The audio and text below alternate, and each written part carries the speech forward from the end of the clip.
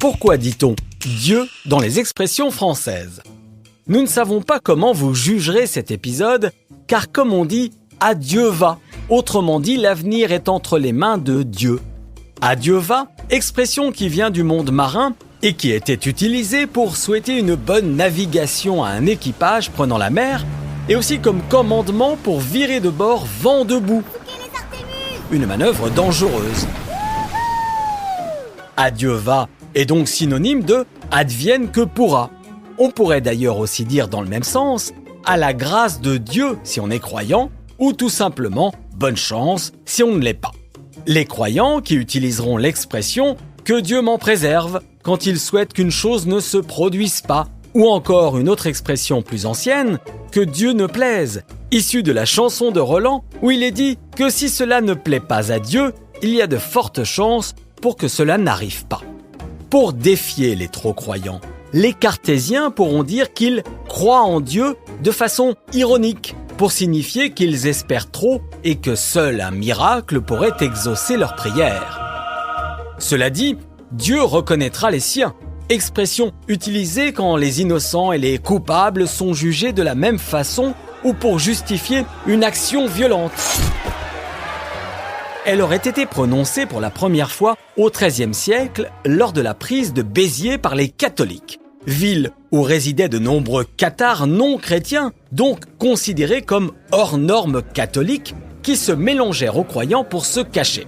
L'abbé de Cîteaux, ne sachant comment les différencier, proposa donc de tuer toute la population en lançant ce fameux « tuez-les tous, Dieu reconnaîtra les siens ». Dans ce cas, c'est « chacun pour soi, Dieu pour tous », expression qui souligne le côté individualiste de l'homme qui préfère son intérêt personnel à la solidarité ou à l'intérêt général.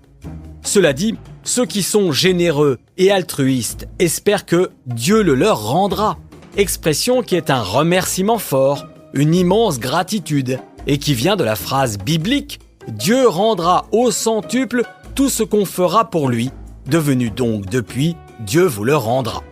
Saluons maintenant les esprits libres avec l'expression « ni Dieu ni maître », utilisée de nos jours par ceux qui souhaitent vivre sans contrainte, sans autorité supérieure. Le mot « maître » faisant référence en ancien français au seigneur, puis au roi, par opposition aux esclaves ou servants. Les croyants qui, au moment de la mort de quelqu'un, diront « Dieu et son âme » pour lui souhaiter de reposer en paix, car pour ces croyants, l'âme est une entité distincte du corps qui est attachée pendant la vie, mais qui lui survit après la mort pour rejoindre Dieu. Il prie aussi Dieu pour qu'il ait pitié d'eux dans l'expression « recommander son âme à Dieu ». Ainsi, pour tout croyant, on ne peut pas toujours trouver une explication rationnelle à un coup du sort, car les voies de Dieu sont impénétrables. C'est lui qui dirige notre destin. On a ensuite dit « les voies du Seigneur sont impénétrables ».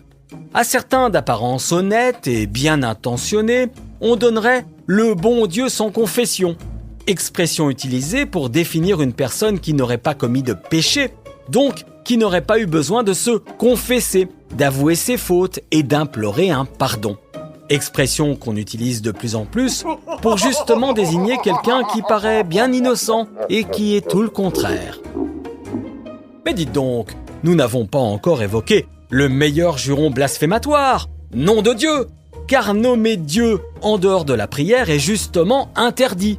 C'est pourquoi les plus croyants diront plutôt nom d'un chien ou nom d'une pipe pour éviter de s'attirer les foudres de Dieu et de ses fidèles. Passons à un peu de poésie maintenant avec le joli surnom des coccinelles, les bêtes à bon Dieu, qui l'ont obtenu ce surnom car selon une légende, un condamné à mort aurait un jour sauvé la vie d'une coccinelle alors qu'il était sur le billot. Les juges, impressionnés par ce geste de bonté, décidèrent de l'épargner et le public présent y vit comme une manifestation divine. Et puis, n'oublions pas non plus les dieux du stade, qui depuis l'Antiquité désignent les champions d'athlétisme qui s'affrontaient dans un stade. Stade qui accueille maintenant bon nombre de manifestations sportives, d'où l'élargissement de l'expression « dieu du stade » pour tout champion au sens large. champion qui peut être beau comme un dieu, c'est-à-dire si beau que cela en devient irréel. Bref, j'espère que vous direz de cet épisode qu'il est du feu de Dieu, c'est-à-dire formidable. À bientôt.